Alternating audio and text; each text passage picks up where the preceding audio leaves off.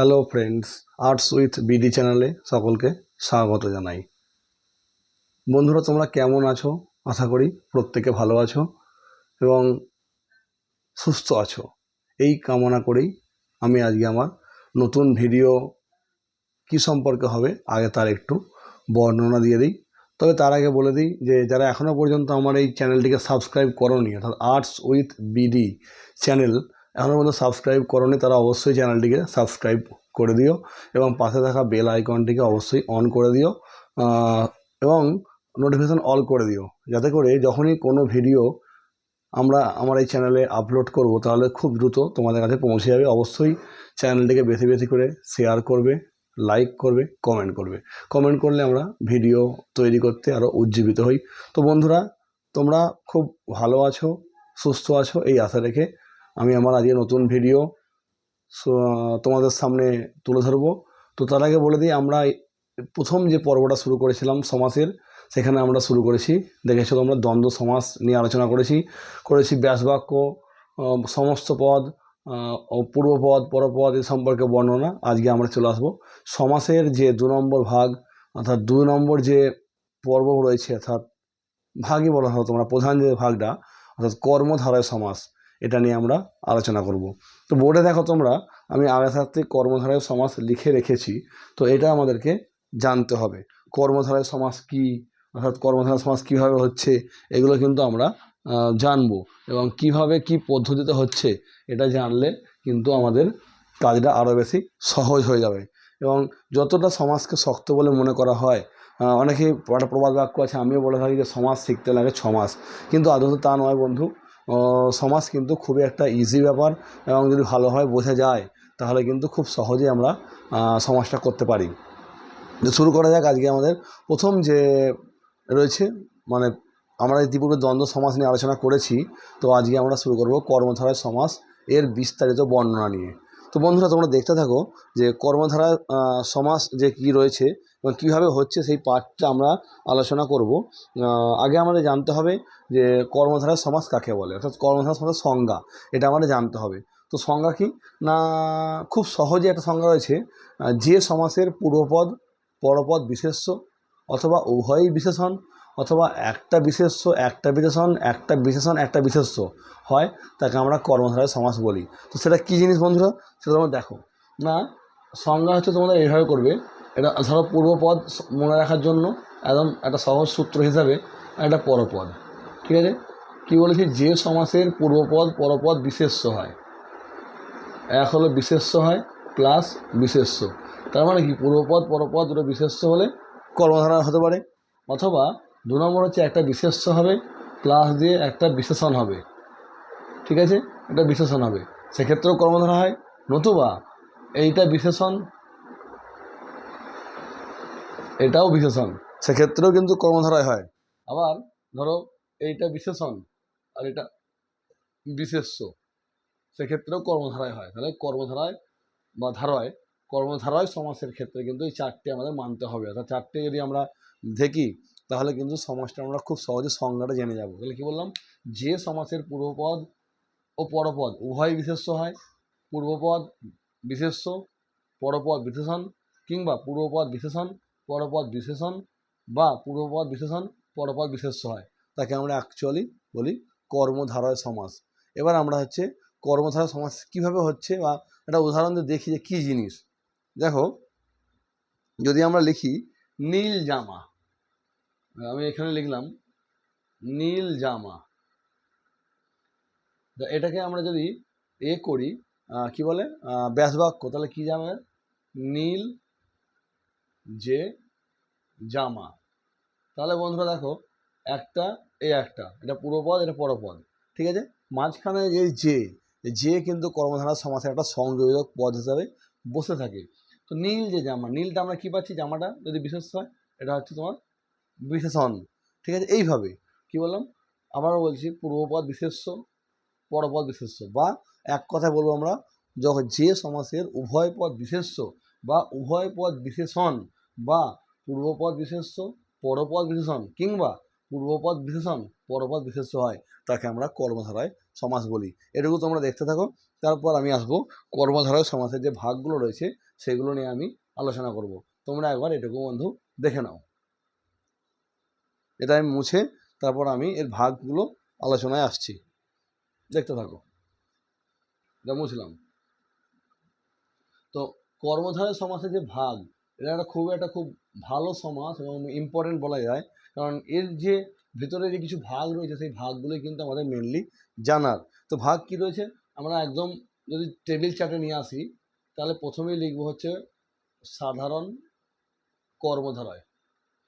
প্রথমেই লিখবো হচ্ছে সাধারণ কর্মধারয়। পরের ভাগটায় আমরা লিখবো মধ্য পদলোপী কর্মধারয়। মধ্য পদলোপী কর্মধারয়। মধ্য পদলোপী মানে জানো যে মাঝের পদটা বিলুপ্ত হয়। নেক্সট আমরা আসবো হচ্ছে উপমান। উপমান কর্মধারয়। পরে একটা ভাগ রয়েছে উপমিত কর্মধারয়। আর ফাইনালি একটা ভাগ রয়েছে রূপক কর্মধারয়। আচ্ছা, এর মধ্যে সব থেকে বেশি যেটা আমাদের গুরুত্বপূর্ণ তিনটে: মধ্য পদলোপী কর্মধারয়, উপমান, উপমিত। রূপকটা অল্প পরে অতটা নয়, তাও আমাদের দেখতে হবে, তবে মেনলি কিন্তু আমাদের এই তিনটের উপর কাজ হবে। কী বললাম না, কর্মধারয় সমাসের তিনটে ভাগ: সাধারণ কর্মধারয়, মধ্য পদলোপী কর্মধারয়, উপমান কর্মধারয়, উপমিত কর্মধারয় এবং রূপক কর্মধারয়। এই পাঁচটা ভাগ কিন্তু আমাদের এর সংজ্ঞা এবং এর যে কোনো পার্থক্য থাকে, একটা সাথে পার্থক্য, এবং কীভাবে এটা করতে হচ্ছে, কীভাবে কোন পদ্ধতি মেনে এটা হচ্ছে, সেটা আমরা দেখব। তো তোমরা আবার ভাগগুলো ফাইনালি দেখে নাও। যে পাঁচটা ভাগের নাম কিন্তু আমাদের মনে রাখতে হবে, পরীক্ষা দিতেই পারে। যারা মাধ্যমিক পরীক্ষার্থী রয়েছ 26-এর এবং সামনের 25শে ডিসেম্বর তোমরা টেস্ট পরীক্ষা দেবে, তাদের কিন্তু এইগুলো লাগবে। এবং অবশ্যই যদি শর্ট কোশ্চেনে দিয়ে দেয় যে কর্মধারয় সমাসের কটা ভাগ, কী কী, যদি ভাগই দেয় কটা, একটা, দুটো, তিনটে, চারটে, পাঁচটা, অথবা আমাদের যদি না জানি, যদি অপশনে দেয় যে কটি ভাগ, 1, 2, 3, 4, 5 এরকম করে 4টে অপশন দেবে, তো যদি আমি না জানি সেভাবে কিন্তু আমি ঠিক করতে পারবো না।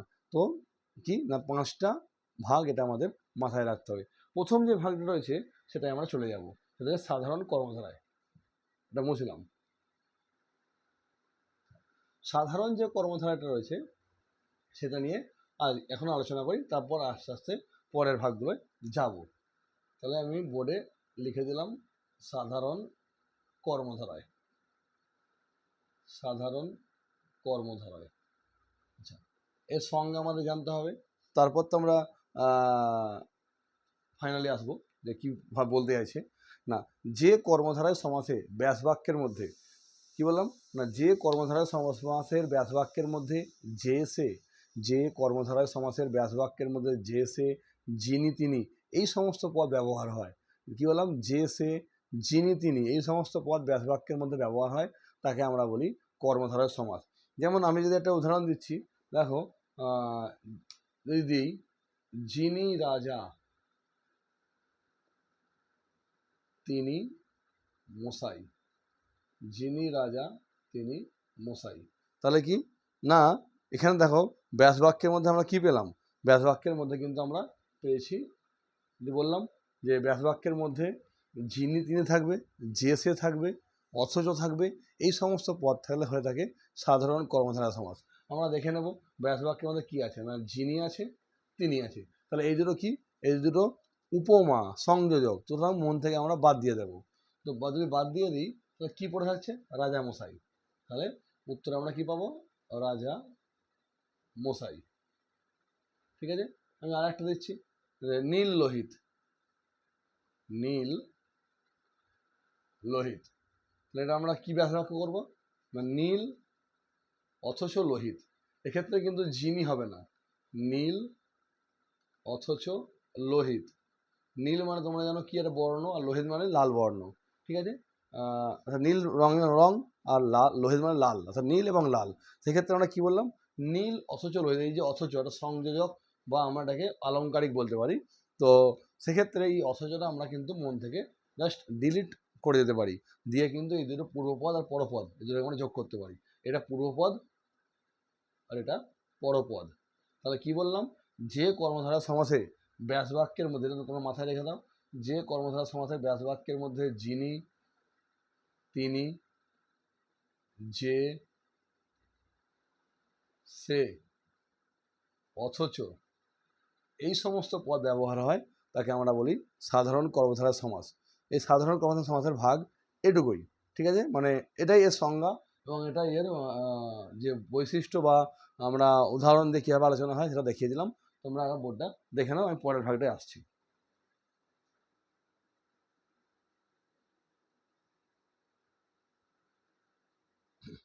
হয়েছে বন্ধু? তো এটা মুছলাম। পরের যে ভাগটা আছে সেটা আসবো, হচ্ছে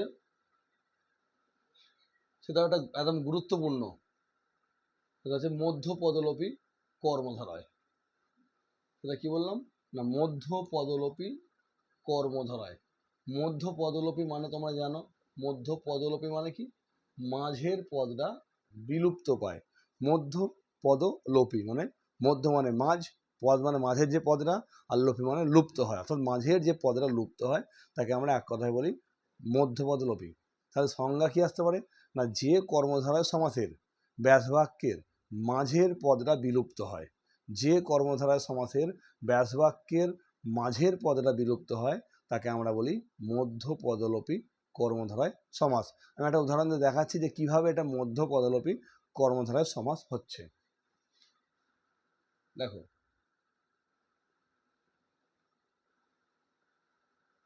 সিংহাসন লিখলাম, তবে ব্যাসবাক্য আমি কি লিখবো, এখানে লিখি সিংহ চিহ্নিত আসন। পেলাম। পাওয়ার পরে দেখো এটা পূর্বপদ, এটা পরপদ। আচ্ছা, এটা আর একটা পদ, মাঝের পদ। আমি সমাসের সংজ্ঞা কি বললাম, এর সংজ্ঞা কি বললাম, ব্যাসবাক্যের মাঝের পদটা বিলুপ্ত হয়। তাহলে এখানে ব্যাসবাক্যের মাঝের পদ কোনটা, চিহ্নিত। তাহলে চিহ্নিত পদটা মন থেকে মুছে দাও। তাহলে কি পড়ে রইলো, পড়ে রইলো যে সিংহ প্লাস আসন, পড়ে রইলো সিংহ প্লাস আসন। এবার এটাকে যদি আমরা সন্ধির নিয়মে নিয়ে আসি, সন্ধির নিয়মে কীভাবে আসছে, যদি নিয়ে আসি হটাকে ভাঙলাম আমরা কী পাচ্ছি, হ যুক্ত অ, আর এখানে আমরা আকার পাচ্ছি। তাহলে সন্ধি হিসাবে পূর্বপদের শেষ বর্ণ আর পরপদের প্রথম বর্ণ, পূর্বপদের শেষ বর্ণে অকার আছে আর পরপদের শেষ বর্ণে আকার আছে। তাহলে অ আর আ মিলে গেলে সন্ধির সূত্র অনুযায়ী কী হয়, আকারই হয়। তাহলে সেক্ষেত্রে আমরা যখন করব, পূর্বপদটা যা আছে বসিয়ে দিলাম, দিয়ে এই আকারটাকে আমরা হয়ের পরে যোগ করলাম, দিয়ে এই সনটা বসিয়ে দিলাম, তাহলে হয়ে গেল সিংহাসন। এটা এইভাবেই কিন্তু মধ্যপদলোপী কর্মধারয় সমাসটা হয়ে থাকে। বা যদি আমরা বলি জীবন বিজ্ঞান, হ্যাঁ, তাহলে আমরা কি লিখব, জীবন বিষয়ক বিজ্ঞান। আকাশবাণী, আকাশ মারফত প্রেরিত বাণী। এইভাবে পলান্ন, পল মানে মাংস আর অন্ন মানে ভাত, মানে পল মিশ্রিত অন্ন। ঘি ভাত, ঘি মিশ্রিত ভাত। জীবন বিমা, জীবনের আশঙ্কায় বিমা। ঠিক এইভাবে আমরা করতে থাকবো এবং মাঝের পদটাকে আমরা বিলুপ্ত করে দেবো মন থেকে, দিয়ে পূর্বপদ আর পরপদ দুটোর আমি যে দেখালাম যেমন করে সন্ধির নিয়ম মেনে যোগ করে দিই, তাহলে কিন্তু আমাদের চলে আসছে কোনটা, সমস্ত পদটা আমরা পেয়ে যাচ্ছি এইভাবে। এই ছিল মধ্যপদলোপী কর্মধারয় সমাস এবং তার বই সংজ্ঞা সহ উদাহরণ কীভাবে হচ্ছে তোমরা আবার এটা দেখে নাও। আমি পরের যে ভাগটা আছে সেটাই আসছি।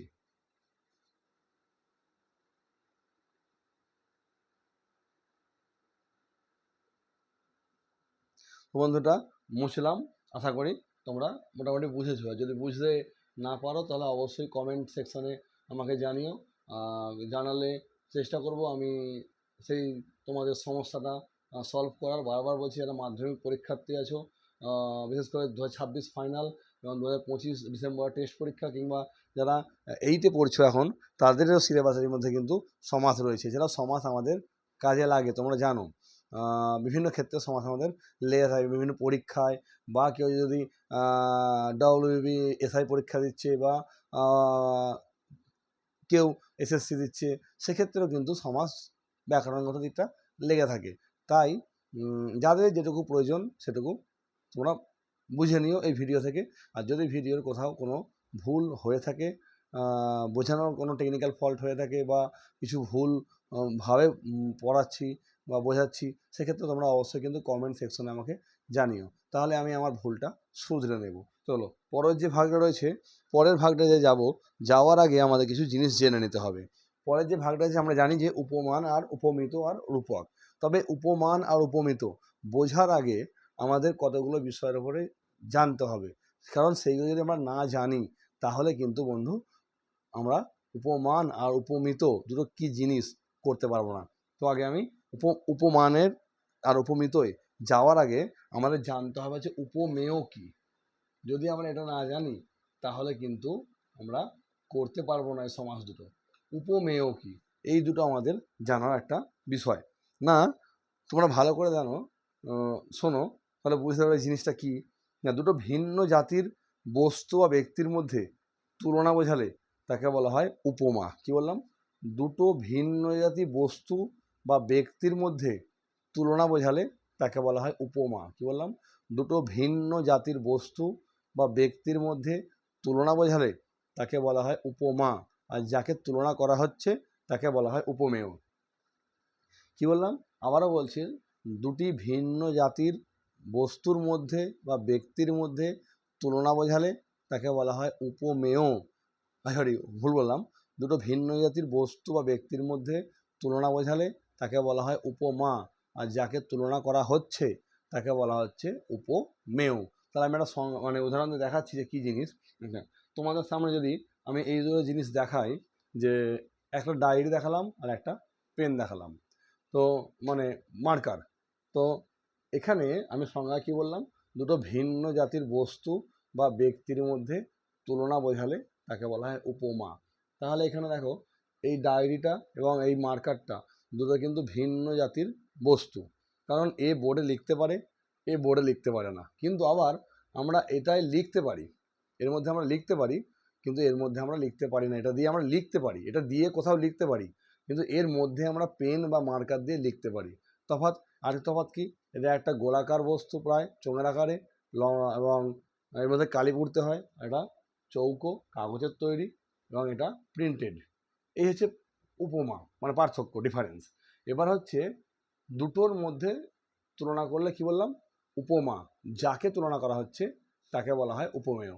আমি যদি বলি যে, যদি আমি উদাহরণ লিখি যে রামকে রামকে কি বলবো, যেন চাঁদের মতো দেখতে। রামকে যেন চাঁদের মতো দেখতে। তাহলে বন্ধু দেখো, এখানে দুটো ভিন্ন জাতীয় বস্তু বা ব্যক্তি পেয়েছি।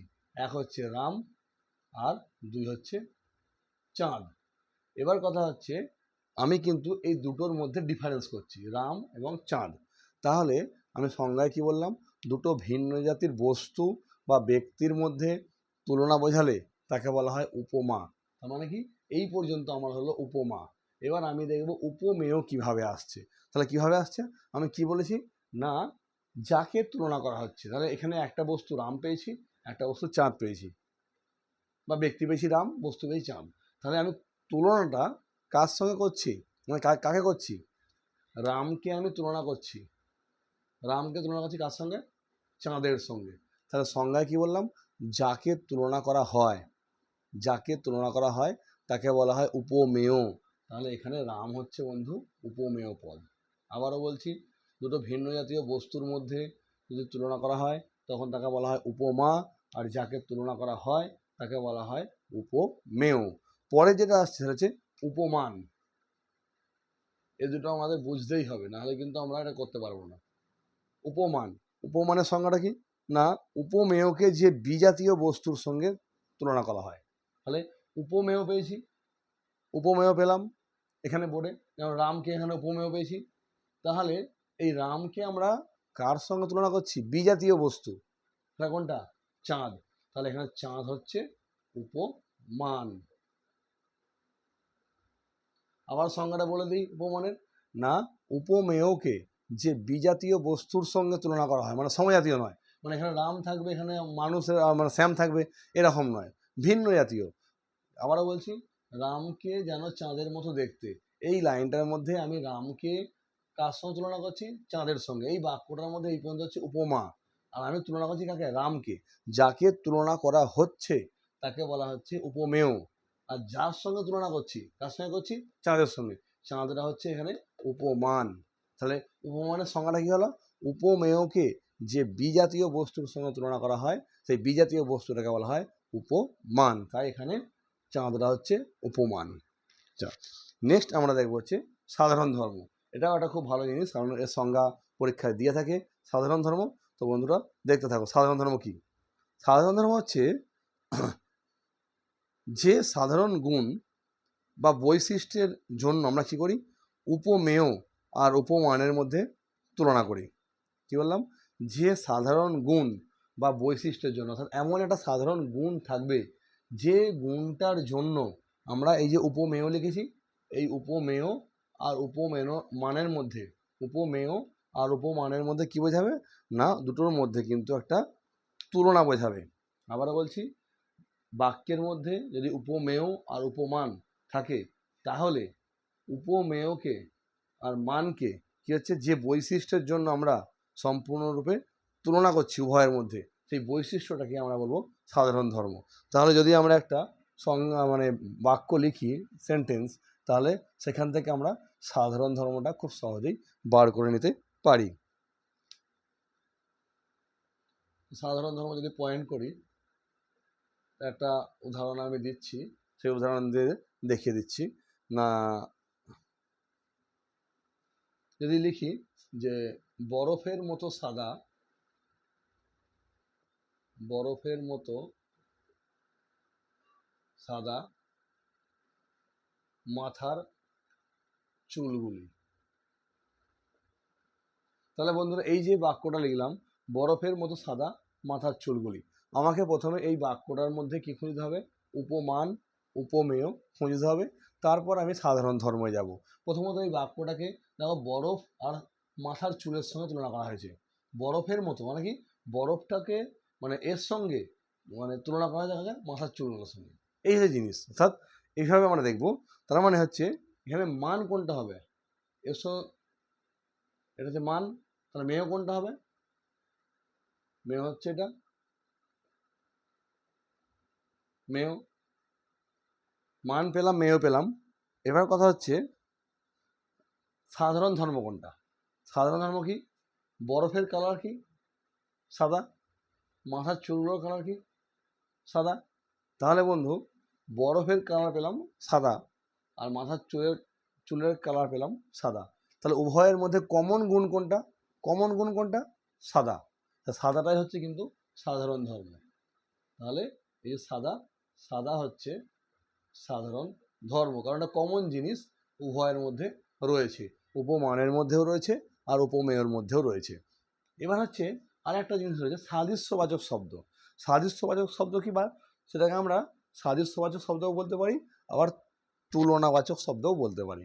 এখানে সাদৃশ্যবাচক শব্দ হচ্ছে, দেখো এইটা, এটা হচ্ছে সাদৃশ্যবাচক শব্দ।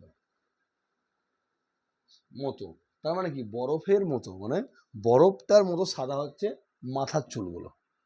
তার মানে আমি মাথার চুলটাকে এর সঙ্গে নিয়ে আসছি, এবং বরফের রং সাদা, মাথার চুলের রঙও সাদা, উভয়ের মধ্যে সাদা কমন জিনিস, তার সাদাটা হচ্ছে সাধারণ ধর্ম। আর যেহেতু এর সদৃশ মাথার চুলগুলো, তাই মতোটা হচ্ছে সাদৃশ্যবাচক শব্দ। অনেক সময় দেখা যায় ব্যাস বাক্যে মতোর জায়গায় ন্যায় রয়েছে, সেটাও ঠিক, মতোও বসে, ন্যায়ও বসে, ঠিক আছে। সেটা অনেক সময় ব্যাস বাক্যের মাঝে বসে, অনেক সময় ব্যাস বাক্যের শেষেও বসে, মতো বা ন্যায়। এবং এটা কেন মানে কোন সমাসের ক্ষেত্রে হয় সেটা আমি দেখাচ্ছি, তোমরা তার আগে বোর্ডটা দেখে নাও। উপমেয়, উপমান, সাধারণ ধর্ম আর সাদৃশ্যবাচক শব্দ, এই চারটে জিনিস কিন্তু খুব ভাইটাল এই উপমান আর উপমিত কর্মধারায় সমাস করার ক্ষেত্রে। কারণ হচ্ছে এই চারটে জিনিসের মধ্যে কিন্তু পরীক্ষায় অন্তত একটা আসবেই, কারণ এই চারটে জিনিসের উপরে নির্ভর করে আছে উপমান আর উপমেয় কর্মধারায় সমাসটা। তো বন্ধুরা এটা দেখতে থাকো। পরের যে ভাগটা আসছে আমি চলে আসছি, যে ওই যে বললাম উপমান আর উপমেয়র আগে এই জিনিসগুলো আমাদের বুঝতে হবে, তারপরেই কিন্তু আমরা ওইটায় আসতে পারবো না, নচেত কিন্তু আমরা করতে পারবো না। আমরা আসছি যে উপমেয় আর উপমান কিভাবে হচ্ছে সেটাই, মানে উপমেয়ান আর মিত। তো প্রথমত আমরা আসছি বন্ধু, দেখো মুছছে, এটা মুছে দিলাম। আচ্ছা, পয়েন্ট করছি হচ্ছে উপমান কর্মধারয় সমাস। ভালো করে বুঝবে, বুঝে নিলে কিন্তু খুব সোজা। উপমান কর্মধারয় সমাস আমাকে অবশ্যই সংজ্ঞা মনে রাখতে হবে কি, যে কর্মধারয় সমাসে কি না উপমান আর কি না সাধারণ ধর্মের মধ্যে সমাস হয়। কি বললাম, যে কর্মধারয় সমাসে উপমান এবং সাধারণ ধর্ম মধ্যে মেনলি সমাসটা হচ্ছে, তাকে বলা হচ্ছে কিন্তু উপমান কর্মধারয় সমাস। কি বললাম, যে কর্মধারয় সমাসে উপমান আর সাধারণ ধর্মের মধ্যে মেনলি সমাসটা হচ্ছে, তাকে বলা হচ্ছে উপমান কর্মধারয়। আমি একটা উদাহরণ দিচ্ছি, তাহলে কিন্তু বোঝা যাবে। যে যদি বলি লৌহ কঠিন, লৌহ কঠিন, এটা সমস্ত পদ। এর ব্যাস বাক্য কি হয় বন্ধু, না লৌহের ন্যায় বা লোহার ন্যায় কঠিন, এটাও বলতে পারি। হ্যাঁ, অসুবিধা কিছু নেই। এটাই করি, লোহার ন্যায় কঠিন।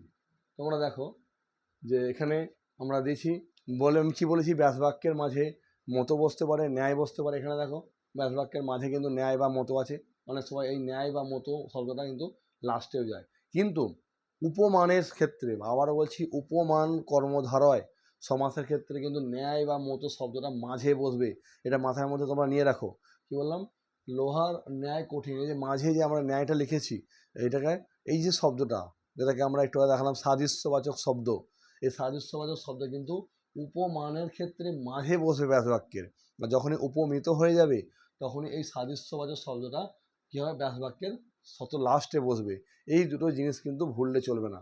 উপমানের ক্ষেত্রে সাদৃশ্যবাচক শব্দ মাঝে বসে, আর উপমিতর ক্ষেত্রে সাদৃশ্যবাচক শব্দটা লাস্টে বসে। এটা মাথায় রাখবে।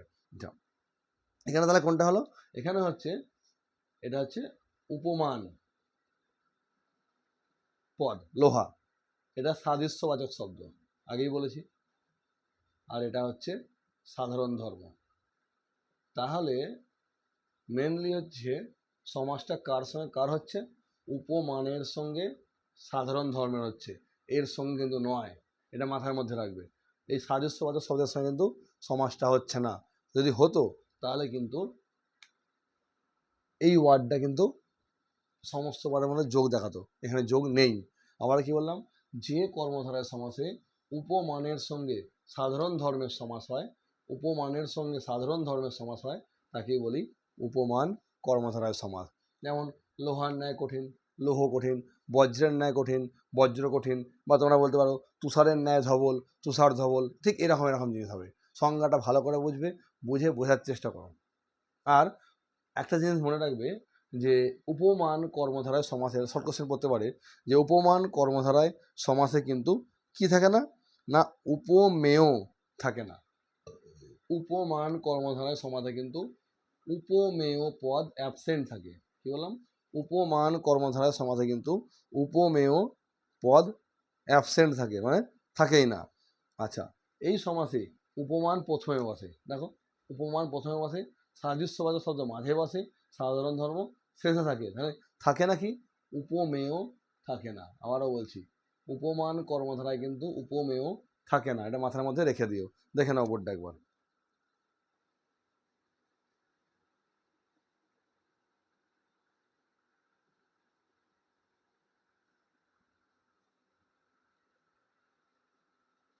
পরের যে ভাগটা রয়েছে, পরের ভাগটার মধ্যে আমি আসছি।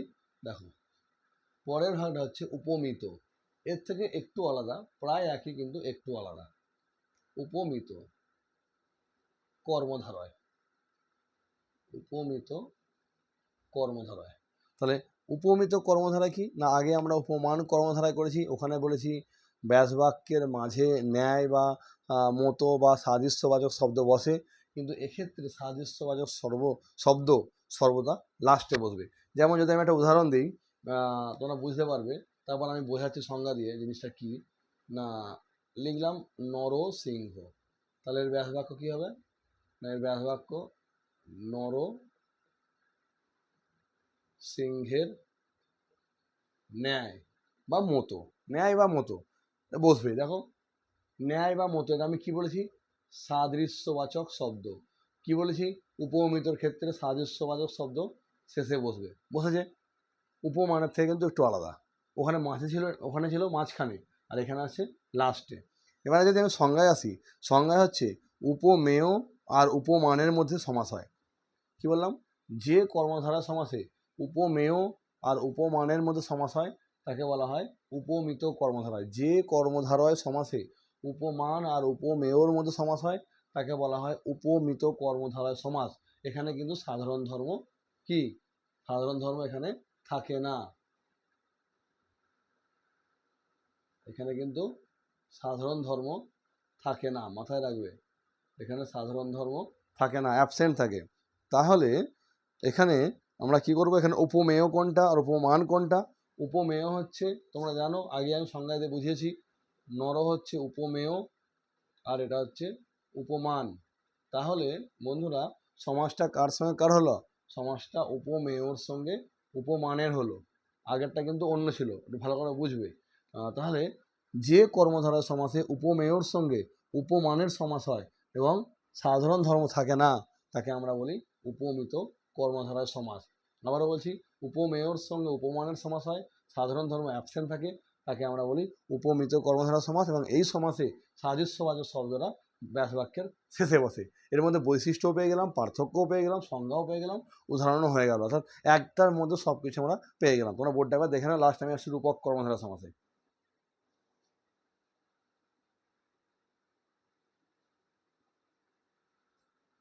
বন্ধুরা আশা করি বোর্ডটা তোমরা দেখেছো এবং বুঝতে পেরেছো। আর আগেই বলেছি যে বুঝতে না পারলে অবশ্যই কমেন্টে জানিও, তাহলে আমি চেষ্টা করব কমেন্ট সেকশনে দেখে সেটা বুঝিয়ে বলার। যতটা চেষ্টা করা যায় করব, আমার দিক থেকে চেষ্টার কোনো গাফিলতি থাকবে না, কারণ তোমাদের সফলতাই আমার প্রচেষ্টা সর্বাত্মক বলে গণ্য হবে। তো পরবর্তী যে ধাপ মানে ভাগ, সেটা আমরা চলে আসছি রূপক কর্মধারয় সমাস। রূপক কর্মধারয় সমাস, এটাও বেশ ভালো এবং আমাদের মনে রাখতে হবে, যেহেতু পরীক্ষা, আর শুধু পরীক্ষার জন্যই যে মনে রাখবো তা কিন্তু নয়, কারণ অনেক ক্ষেত্রে আমাদের কিছু জ্ঞান প্রয়োজন হয় বা জ্ঞান চর্চা সেক্ষেত্রেও কিন্তু আমাদের প্রয়োজন। তাই বাংলা ব্যাকরণের ক্ষেত্রে বিশেষ করে সমাস একটা বড় জটিল বিষয়, সেটাকে যতটা সহজ করে বোঝানো যায় সেটাই চেষ্টা করা হচ্ছে। এবার চেষ্টা যদি কোনো ত্রুটি থাকে তোমরা অবশ্যই জানিও। তো দেখো, রূপক কর্মধারয় সমাসে সংজ্ঞাটাকে আমরা জেনে নিই। যে কর্মধারয় সমাসে কি উপমেয় আর উপমানের মধ্যে অভেদ কল্পনা করা হয়। আবারও বলছি, যে কর্মধারয় সমাসে উপমেয় আর উপমানের মধ্যে অভেদ কল্পনা করা হয়। এটা ভালো করে শোনো, বহুবার টেস্ট পেপারে আছে, এবিটিএ, ডব্লিউবিটিএ, বিভিন্ন টেস্ট পেপারে কিন্তু রূপক কর্মধারয় সমাসের সংজ্ঞা দেওয়া রয়েছে, নচেত এমসিকিউ টাইপের কোশ্চেন দেওয়া রয়েছে যে কোন সমাসে উপমেয় আর উপমানের মধ্যে অভেদ কল্পনা করা হয়। অভেদ মানে হচ্ছে কোনো রকম ডিফারেন্স নেই, তাকে বলা হচ্ছে রূপক কর্মধারয়। তাহলে কি না, যে কর্মধারয় সমাসে, আমি শর্টে দেখিয়ে দিই, উপমেয় আর উপমান এর মধ্যে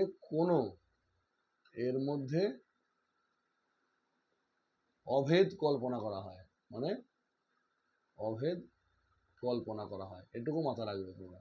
কি বললাম, যে কর্মধারয় সমাসে উপমেয় আর উপমানের মধ্যে অভেদ কল্পনা করা হয় তখন তাকে বলা হয় রূপক কর্মধারয় সমাস। এবার একটা উদাহরণ দিই, যেমন মন মাঝি। এক্ষেত্রে তোমরা অবশ্যই মনে রাখবে যে রূপক কর্মধারয় সমাসে ব্যাস বাক্যের মাঝখানে কিন্তু রূপ বলে একটা পদ বসে, যেমন মন রূপ মাঝি। কি বললাম, রূপক কর্মধারয় সমাসে ব্যাস বাক্যের মাঝে কিন্তু রূপ বলে একটা পদ যোগ হয়, যেমন মন রূপ মাঝি।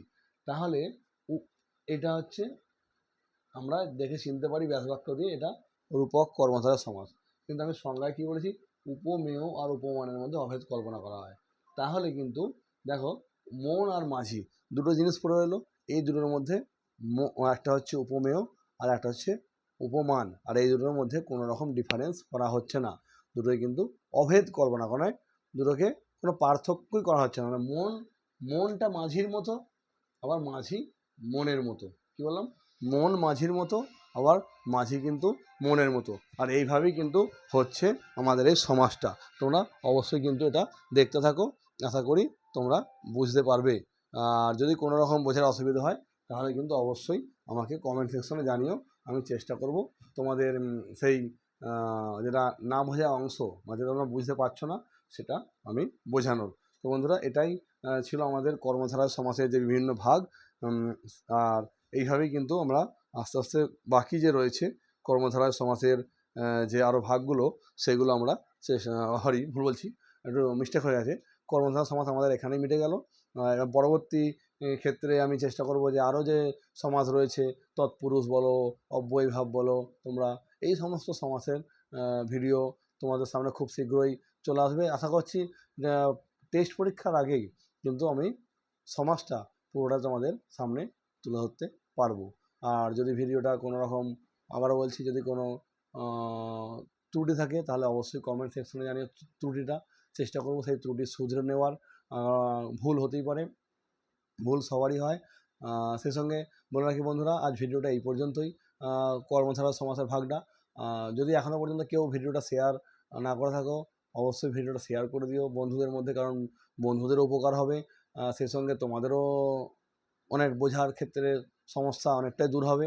আর এখনও পর্যন্ত যারা চ্যানেলটিকে সাবস্ক্রাইব করোনি তাদেরকে বলবো, চ্যানেলটিকে যদি ভালো লেগে থাকে অবশ্যই চ্যানেলটিকে সাবস্ক্রাইব করে দিয়ে পাশে থাকা বেল আইকনটিকে অন করে দিও এবং নোটিফিকেশনটা অল করে দিও। তাহলে যখনই কী হবে না, কোনো আমরা ভিডিও আমার এই চ্যানেলে আপলোড করব সবার আগে, দ্রুত সবার আগে তোমাদের কাছে পৌঁছে যাবে। এবং বন্ধুদের মধ্যে বেশি বেশি করে শেয়ার করো, লাইক করো, কমেন্ট করো। কমেন্ট করলে আমরা ভিডিও করতে আরও উজ্জীবিত হই এবং আমরা আরও সাহস পাই। তো বন্ধুরা, গুড নাইট, সকলে ভালো থেকো। That's all.